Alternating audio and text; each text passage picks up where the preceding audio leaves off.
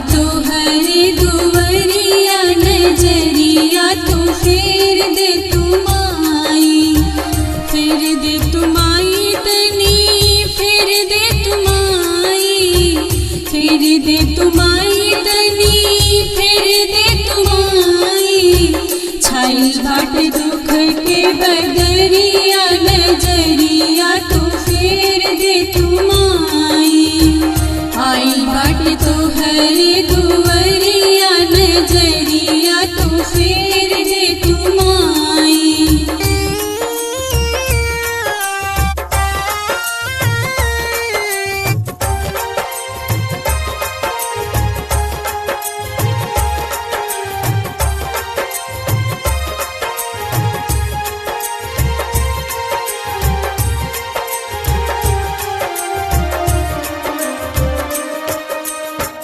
कही के बजनिया बोलावेला जमाना, रहले जे आपन सभी भइले बेगाना।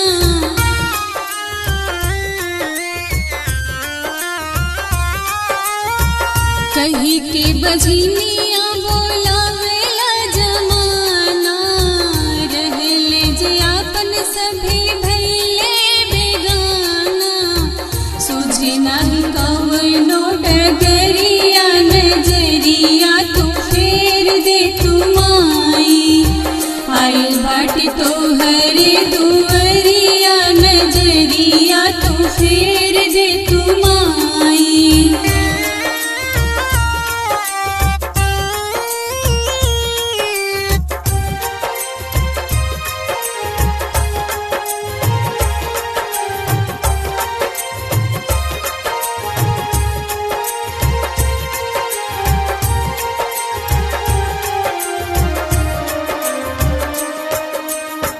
धन और दौलत हमके न चाहिए, हमरे मन कदमन सा पुराई।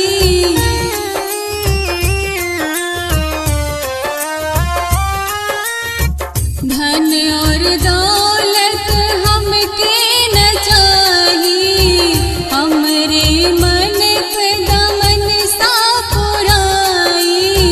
चाहे नाही महला अटरिया नजरिया तो फेर दे माई। आइल बाट तो हरे दुवरिया नजरिया तो फेर दे माई। आइल बाट तो हरे दुवरिया